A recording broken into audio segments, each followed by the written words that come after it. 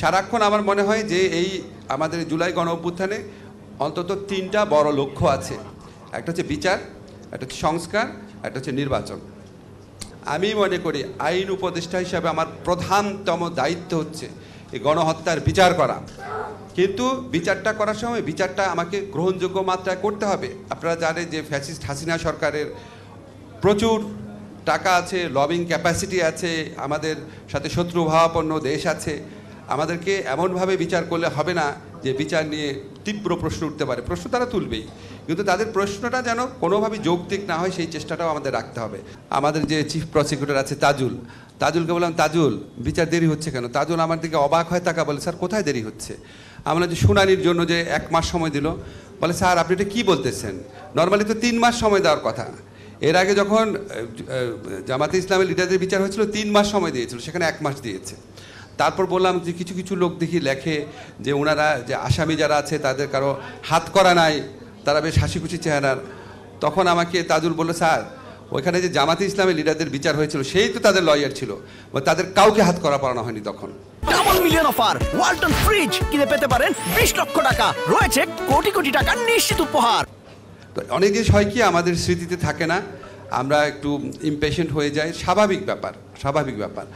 আর এই মতিউর রহমান আখন ভাই বললো, আসার সময় শুনলাম যে আগেরটা বিচার হতে লাগছে 2 বছর, এটা তো সব কিছু রেডি ছিল। কিছুই রেডি ছিল না রে ভাই। শোনেন, বিচার যে এই ভবনে হবে সেই ভবন রেডি ছিল না, বিচারক ছিল না, প্রসিকিউশন টিম ছিল না, ইনভেস্টিগেশন টিম ছিল না, জিরো থেকেই করতে হয়েছে। এবং আমি মন্ত্রণালয়ের দায়িত্ব নেওয়ার পরে আইন সংস্কার করতে হচ্ছে, আইন সংস্কারটা পরে করেছি। আমি মন্ত্রণালয়ের দায়িত্ব নেওয়ার পরে 2 সপ্তাহের মধ্যে প্রসিকিউশন টিম করা হয়েছে। 2 সপ্তাহ, এর চেয়ে ফাস্টেস্ট কী করা যায়?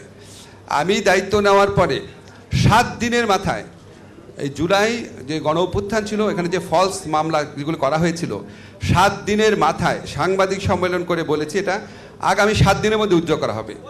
7 দিনের জায়গায় 10 দিন লেগেছে, উজ্জ্বল করা হয়েছে। 2-1টা মামলা আছে হত্যার, ওইটা খুব জটিল, ওইটা এইভাবে সম্ভব না। তো এখানে হয় কি, অন্য এন্ডে থাকলে ধরেন আমি যখন অ্যাক্টিভিস্ট ছিলাম, আমি যখন সরকারে ছিলাম না, আমিও সবসময় বলতাম এটা হচ্ছে না কেন, এটা হচ্ছে না কেন। এই হচ্ছে না কেন প্রশ্নগুলো থাকা উচিত। থাকলে আমরা উত্তরটা পাই, মানুষের মনের কনফিউশন দূর হয়।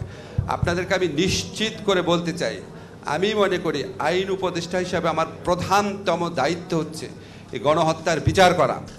কিন্তু বিচারটা করার সময় বিচারটা আমাকে গ্রহণযোগ্য মাত্রায় করতে হবে। আপনারা জানেন যে ফ্যাসিস্ট হাসিনা সরকারের প্রচুর টাকা আছে, লবিং ক্যাপাসিটি আছে, আমাদের সাথে শত্রুভাবাপন্ন দেশ আছে। আমাদেরকে এমনভাবে বিচার করলে হবে না যে বিচার নিয়ে তীব্র প্রশ্ন উঠতে পারে। প্রশ্ন তারা তুলবেই, কিন্তু তাদের প্রশ্নটা যেন কোনোভাবেই যৌক্তিক না হয় সেই চেষ্টাটাও আমাদের রাখতে হবে। আমাদের ডিউ প্রসেসও মেনটেন করতে হবে। আমি বিশ্বাস করি যে আমার যে প্রসিকিউশন টিম আছে, তাজুলের নেতৃত্বে আপনারা সবাই ওকে চিনেন, আমাদের যে ইনভেস্টিগেশন টিম আছে, আমার আস্থা আছে। আমি আস্তে ইনভেস্টিগেশন টিমের সাথে একজন কথা বলছিলাম। সারাক্ষণ আমার মনে হয় যে এই আমাদের জুলাই গণ অভ্যুত্থানে অন্তত 3টা বড় লক্ষ্য আছে। একটা হচ্ছে বিচার, একটা হচ্ছে সংস্কার, একটা হচ্ছে নির্বাচন। বিচারটা মূলত আমাদের মন্ত্রণালয়ের দায়িত্বে, এখানে কোনো রকম কোনো গাফলতি হচ্ছে না, হবে না।